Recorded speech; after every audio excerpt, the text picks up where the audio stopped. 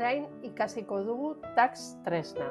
Tax tresna gure Gmailaren eskumaldean agertzen da. Eta oso interesgarria da denboraldi honetarako. Normalean email guztiak badoa zeregin batekin lotuta. Eta zereginak kudeatzeko tresna egokia da.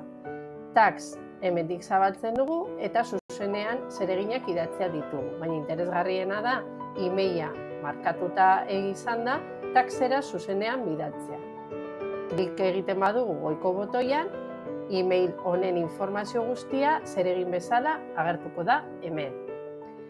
Hemen, aukera izango dugu zerrenda desberdinak sortzeko gure zereginak sailkatzeko.